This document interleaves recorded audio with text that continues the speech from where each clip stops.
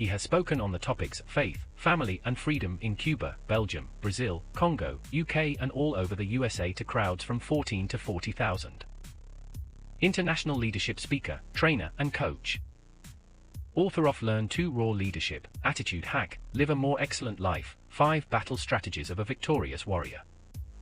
2021 President's Lifetime Achievement Award recipient. Founding partner of the John Maxwell team. Toastmaster International Speech Competition semi-finalist. Founder of Tell It Like It Is TV, ThatGuyRocks.com and ThatGuySpeaks.com. Creator of Story Power TV, Transforming Grace TV, and Leading Leaders Podcast. Producer of 4 TV programs and podcasts for Liftable TV and World Trumpet Television as well as multiple social media channels. Please help me welcome J. Loren Norris. Some of the toughest advice I've ever heard given to me, and I've given it to those that I lead, my kids and those who've worked for me, is this. Don't let them get under your skin. When they get under your skin, they win.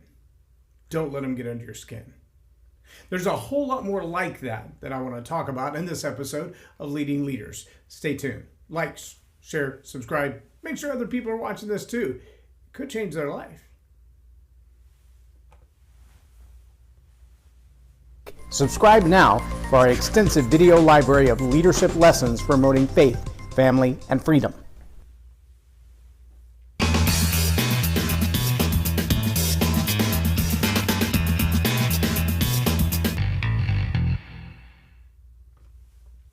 I'm J. Loren Norris with Leading Leaders Podcast, and I can tell you from my own experience that when someone gets under your skin, they win.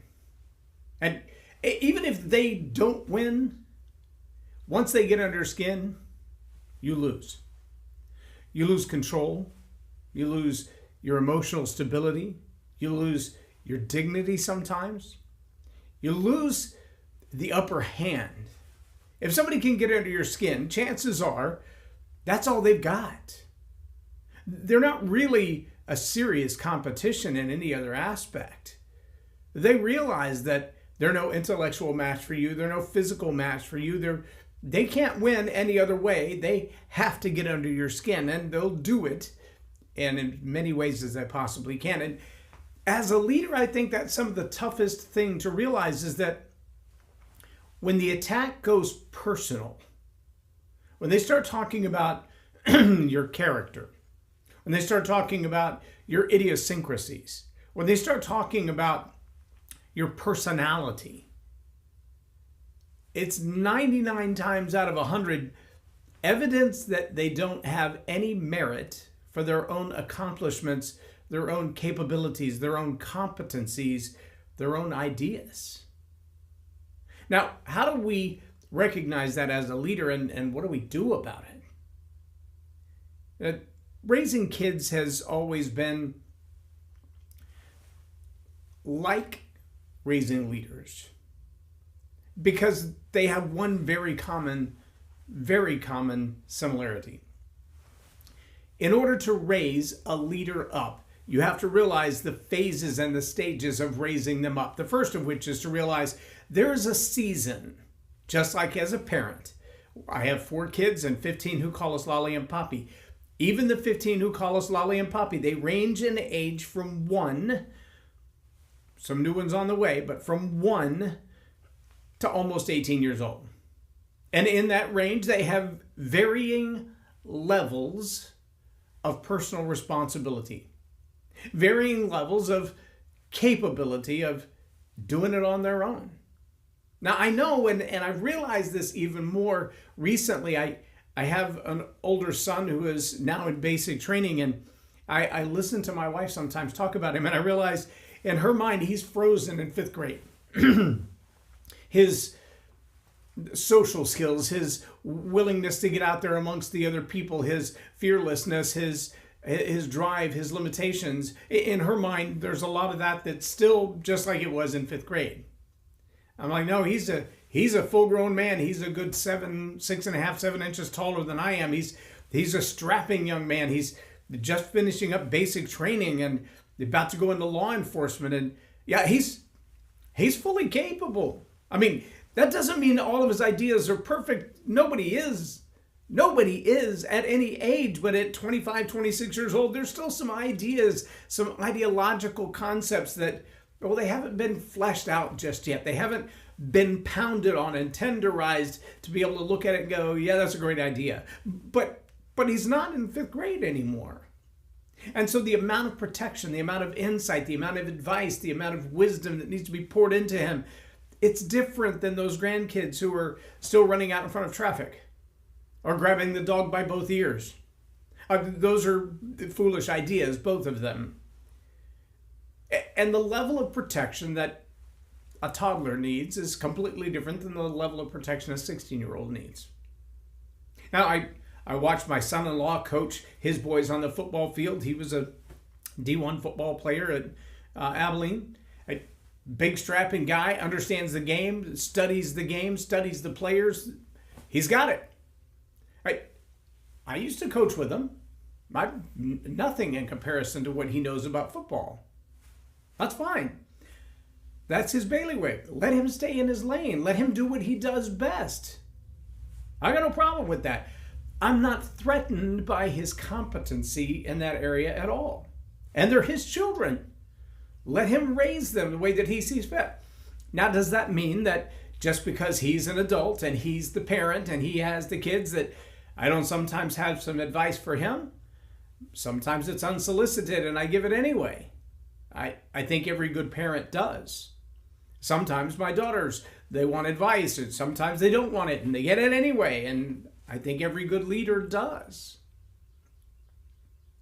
But I think there's a place where we have to realize that what many parents, and I believe many leaders, have failed to transfer to those that they're raising up is the ability to be self-protective against those things that, frankly, they shouldn't be a threat. The people on your team, they shouldn't be a threat. I saw a post from my daughter just this week that said, it's really hard to find your friends, your tribe, the ones you can trust. And I thought, sweetheart, we've been trying to warn you about that since you were 10 or 12 years old. What does it mean? That we failed at it or that she failed at it? No, it means it's an ever-evolving challenge. The idea that we raise up our children or we raise up our leaders and we take one of two roles. I heard someone mock the idea of the helicopter parent, and she said we didn't have helicopter parents, we had Home Depot parents, the Gen X generation. We had the ones that you like look around going, isn't there supposed to be somebody here to help me with this? And yet you can't find anybody. She made a great joke out of it.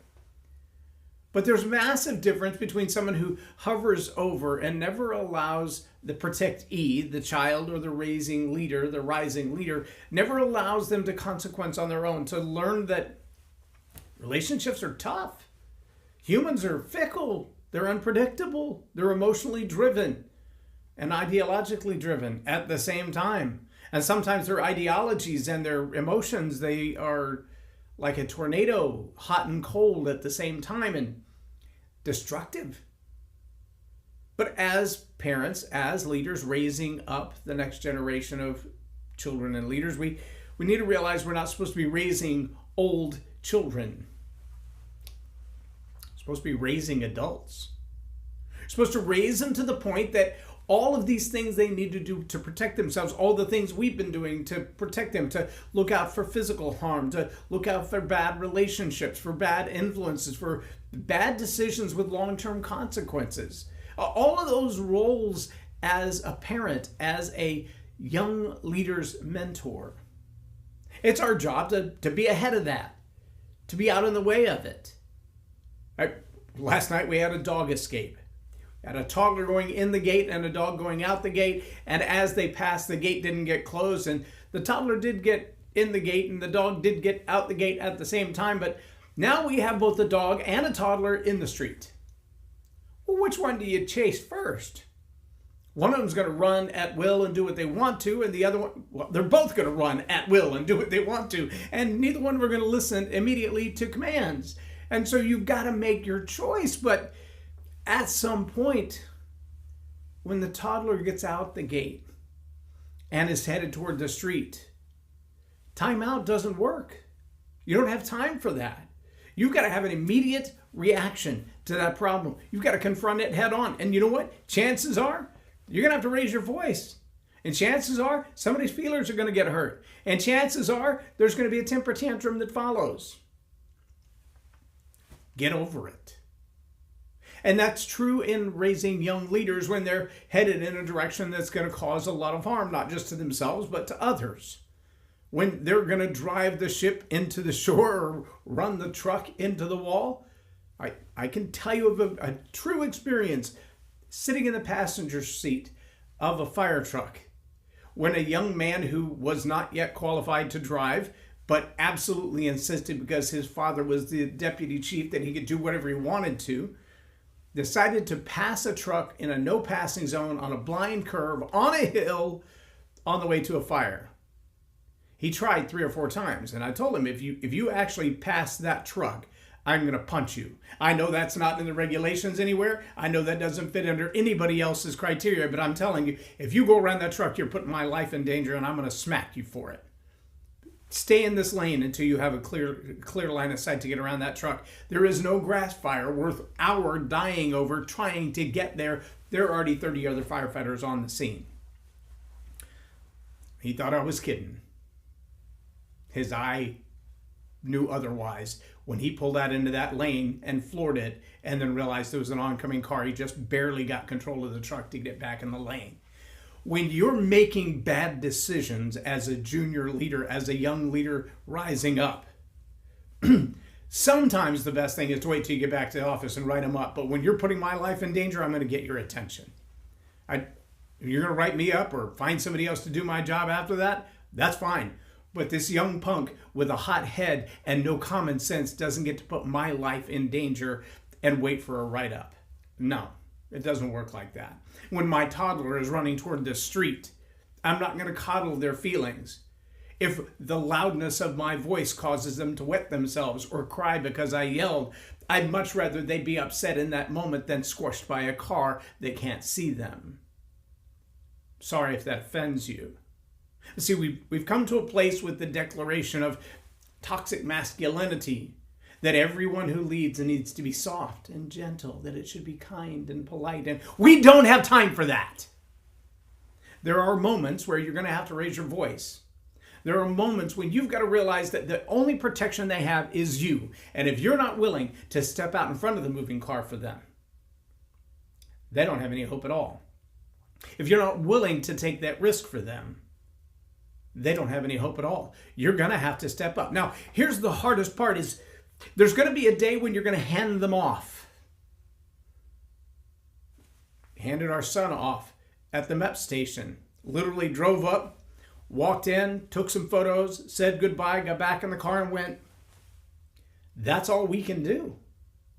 We've done all we can do. It's out of our hands. For the next 30 days, at least, we might get a phone call every other week. That's the best we can hope for.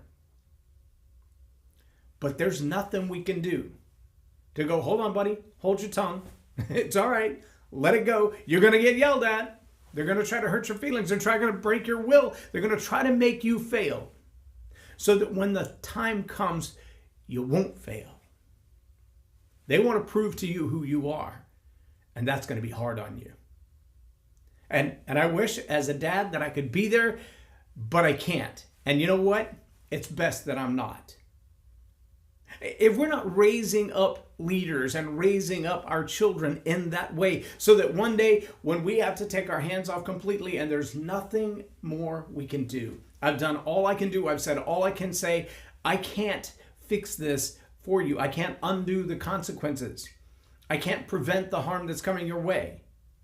Then we have to ask the question, did we prepare young leaders? Did we prepare young adults for this moment? Or have we been all this time coddling them, expecting them to be 30, 40, 50 years old, still living at home, and still requiring that we look out for them, provide for them, protect them, defeat enemies for them, defend them against everything. Have we prepared them for life, to lead an organization when other people are going to come against them? Now, as a leader, you're going to be confronted on every front. You're going to be attacked on every front. Sometimes by people who should be on your side. Sometimes by people who are legitimately on your team and they have a different opinion. Sometimes the worst attacker you will ever face is the one who knows every secret. Every mistake you've ever made, every word that ever uttered across your tongue, every word that ever rattled around inside your head, even if it didn't make it across your tongue. And that enemy is going to be looking at you in the mirror every time you brush your teeth, comb your hair, wash your eyes. That same opponent is well armed with everything to get under your skin. Yeah, that opponent is you. The worst confrontation you'll ever face is your own criticism. And if you don't guard your heart, guard your mind, guard your ears, guard your eyes against those things that look to you and say, you're a failure. Or if you've never confronted yourself about imposter syndrome, you have no idea what I'm talking about. But the day's coming. It will come. It comes to every leader, at least one moment of crisis where you look at yourself and you're like, how did I get here? I don't deserve to be here. I'm not as smart as them. I'm not as good as them. I don't have the degree they have. I don't have the money they have. I don't have the capabilities they have. I'm not as competent as they are. And in that moment, you're going to begin to question the who that you are. What am I doing? What was I thinking? And if you allow that thought to continue, it'll get under your skin. And it will win. And when it does, you're going to need a mentor who's willing to raise their voice, who's willing to box your ears, who's willing to tell you the truth, who's willing to push you back and say, get over yourself. There are people who need you to do what you're made to do. Bring out your greatest gifts, bring out your greatest skills, forget what the naysayers are saying, forget about the haters. Did you know that probably 50% of haters on social media are bots? Let that one sink in for a minute. We've all had imaginary friends, right? What about imaginary enemies? What about people who talk trash about you and they're really not even people? They're negative comments. They're negative threads. Here's another one for you. Did you know that the more notice you get, the more popular you are, the more of an influencer you are, the more people there are who comment on your work, who really couldn't care less about your work.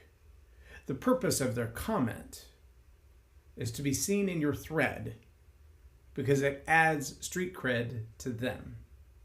They don't care if you ever read the comment or not, as long as the other comment readers read the comment and see that they are influential. Now, I know people who have risen because of their social media comments on somebody else's post, have risen to levels of great notoriety. I listen to a lot of different podcasts, talk shows, conversations, interviews, educational learnings. I know there are people who came out of nowhere. They don't have a Harvard degree. They don't have a high position in life. They don't have anything more than some fresh ideas.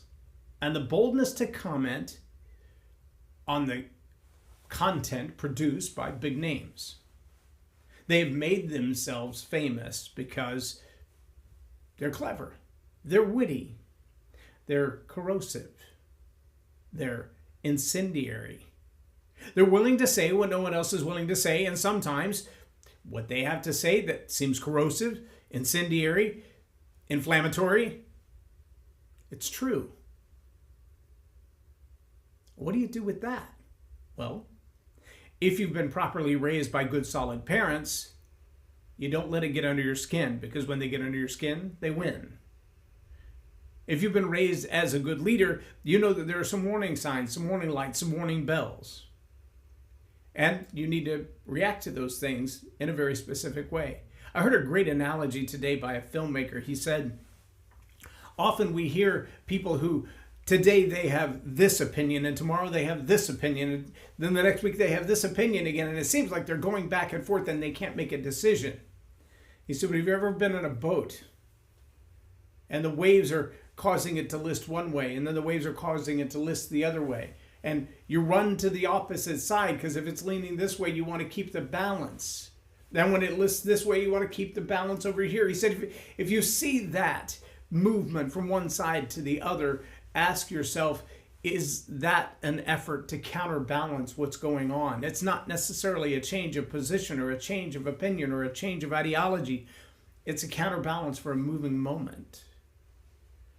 That was actually a very profound thought, because I like people who stand their ground, who know where they stand, what they believe, what matters to them. I really appreciate people with solid core values that you can count on to be in the same place every time. I use the analogy of the lighthouse. It's a very important thing that the lighthouse not move. If the lighthouse moves, you don't know where the rocks are anymore. You want a lighthouse that's pretty solid, and the worst of storms, that it's still going to be standing there when the storm is over.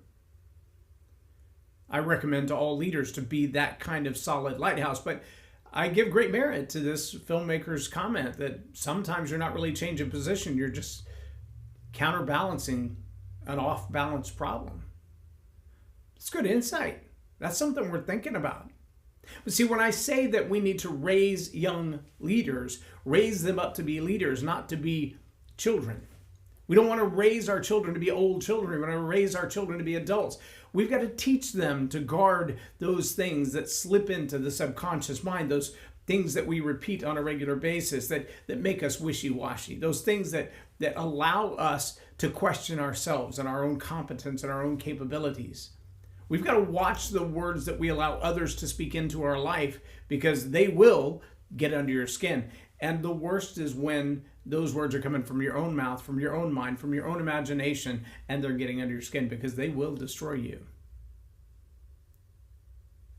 What do you think suicide is all about? People who are willing to end their life because the confrontation of life itself seems too much. Trust me, I've contemplated it, planned the whole thing out, didn't carry it out, thank God.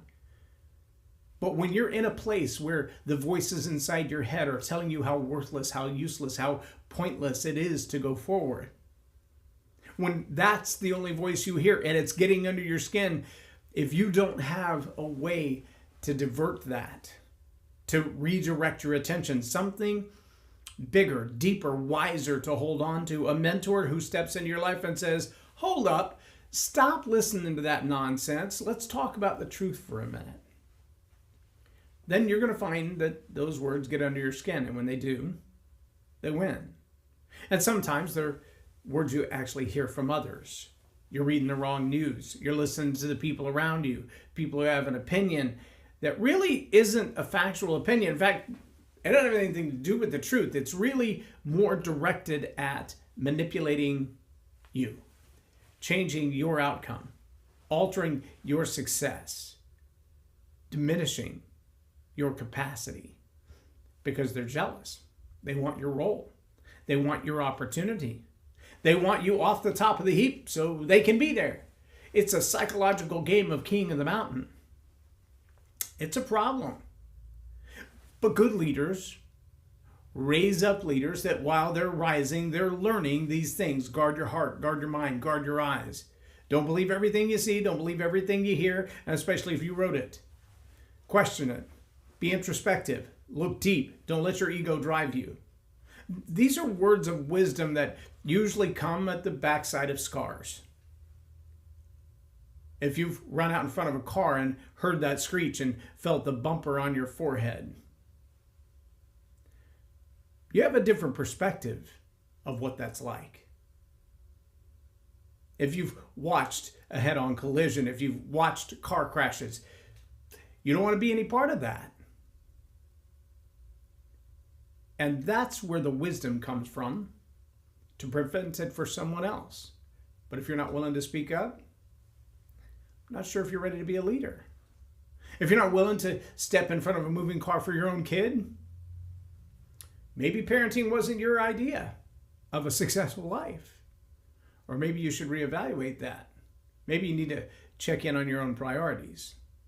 And again, I say with all of this, don't let them get under your skin, because when they get under your skin, they win.